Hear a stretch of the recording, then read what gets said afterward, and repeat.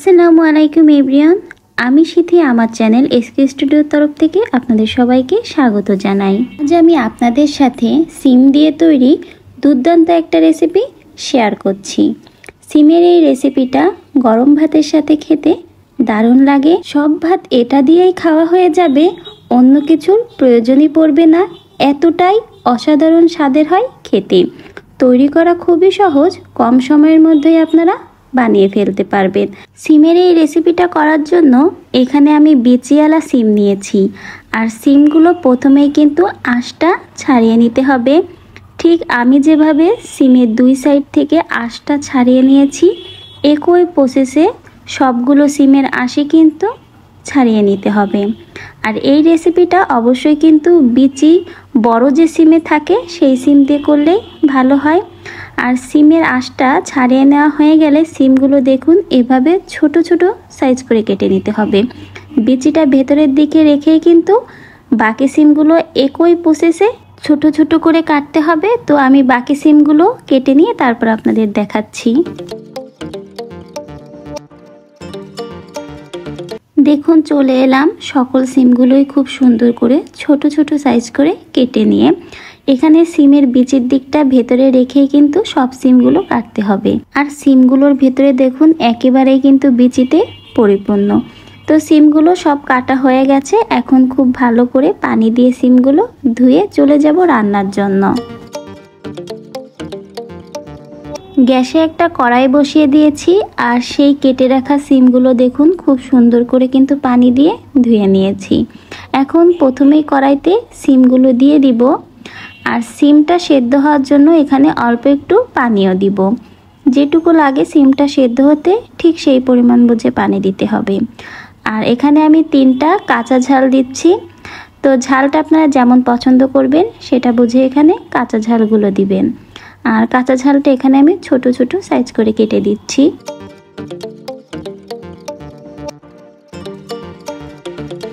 ঝালগুলো কেটে দিয়ে দিয়েছি, আর এখন একটু মিশিয়ে নিচ্ছি। আর সেদ্ধ করার জন্য খুব বেশি উপকরণ এর ভিতরে দিব না। তো কি কি উপকরণ সেদ্ধর জন্য আমি এর ভিতরে দিব সেটাও আপনাদের দেখিয়ে দিচ্ছি। তো স্বাদ মতো প্রথমে দিব লবণ। লবণের স্বাদটাও আপনারা যেমন পছন্দ করবেন সেটা বুঝে দিবেন। এখানে আমি পরিমাণ বুঝে আধা চা চামচের মতো লবণ অ্যাড করেছি। আর দিব আধা চা চামচেরও কিছুটা কম হলুদ গুঁড়া। সবুজ সবজিতে হলুদের পরিমাণটা কম দিলে সবজির কালারটা বেশি ভালো থাকে। তো যে সকল মশলা দিলাম সেই মশলাগুলো এখন ভালো করে সিমের সাথে মিশিয়ে নিচ্ছি।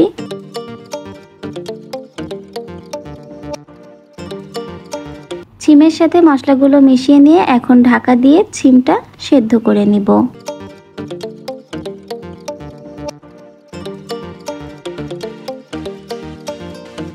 সিমটা এখানে অনেকটাই সেদ্ধ করে নিয়েছি, আপনাদেরকে আমি চেক করেও দেখিয়ে দিচ্ছি কেমন সেদ্ধ করে নিয়েছি।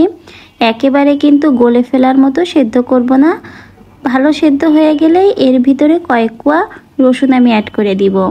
এটা অপশনাল, আপনারা যারা রসুন খেতে পছন্দ করবেন তারা এখানে রসুনটা অ্যাড করতে পারেন। বন্ধুরা, আমার এই আজকের রেসিপিটার নাম হলো সিম বিরান। আমাদের বাগেরহাট জেলার মানুষেরা এই রেসিপিটাকে সিম বিরান বলে, অনেকে আবার ভুনাও বলে। তো ছোটবেলায় মা দাদিদের মুখ থেকে এই সিম বিরান নামটাই শুনে এসেছি। তো সিমের গায়ে অনেকটা পানি ছিল, সেই পানিটাও দেখুন টানিয়ে নিয়েছি। হালকা হালকা পানি রেখেছি, খুব বেশি কিন্তু পানি এখানে রাখা যাবে না। তারপরেই কিন্তু নামিয়ে নেব।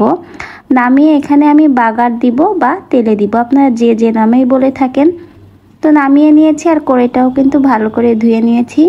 এখন রেগুলার সয়াবিন তেলটা পরিমাণ মতো দিয়ে ভালো করে গরম করে নিব। তেলটা গরম হয়ে গেছে, এখন এর ভিতরে আমি গোটা জিরে অ্যাড করছি। আপনারা যারা জিরের ফ্লেভারটা পছন্দ করেন তারা দিতে পারেন, না দিলেও সমস্যা নাই। জিরেটা কিন্তু একদম বাদামি করে ভেজে নিতে হবে। আর তারপরে কিন্তু এর ভিতরে আমি পেঁয়াজ আর রসুন বাটা 3 চা চামচের মতো অ্যাড করেছি। বলতে গেলে এখানে একটার অর্ধেক পরিমাণ পেঁয়াজ এবং 3-4 কোয়া রসুন। পরিমাণটা আমি এখানে সিমের পরিমাণ বুঝেই কিন্তু মশলার পরিমাণটা অ্যাড করেছি। খুব ভালো করে এই মশলাগুলো একদম বাদামি করে ভেজে নিব।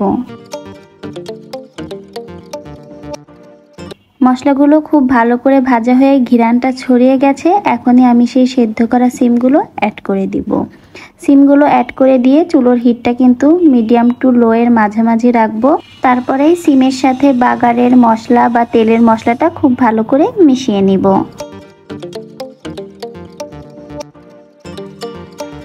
ঢাকনা দিয়ে দিচ্ছি এবং আরও 3 থেকে 4 মিনিটের মতো একটু মিডিয়াম হিটে রেখে রান্না করব, যেন খুব ভালো করে মশলাটার ফ্লেভার এই সিমের ভিতরে যায়। দেখতেই পাচ্ছেন সিম বিরিয়ানিটা কিন্তু হয়ে গেছে। আর আগেই বলেছি সিম বিরিয়ানি কিন্তু খুব বেশি ঝোল রাখবো না, একদম মাখা মাখা টাইপের ঝোল রাখবো, কারণ যখন এই রেসিপিটা ঠান্ডা হবে ঝোলের পরিমাণ কিন্তু আরও টেনে কমে যাবে। তো রান্না হয়ে গেছে, এখন আমি নামিয়ে নেব আর গরম গরম পরিবেশন করে আপনাদেরকে দেখাবো। তৈরি হয়ে গেল আমাদের সিম দিয়ে দুর্দান্ত স্বাদের একটা রেসিপি। আশা করছি আপনারা যারা আমার ভিডিওটা দেখেছেন আপনাদের কাছে আমার ভিডিওটা ভালো লেগেছে। তো ভালো লাগলে অবশ্যই ভিডিওটা লাইক করে দিবেন এবং যত সম্ভব পারবেন শেয়ার করবেন, এবং আপনি যদি নতুন হন সাবস্ক্রাইব করতে কিন্তু ভুলবেন না। আর আপনাদের মূল্যবান মতামত আমাকে অবশ্যই কমেন্টে জানাবেন কেমন লাগলো আমার আজকের রেসিপিটা আপনাদের কাছে, আর অবশ্যই বাড়িতে বানাবেন।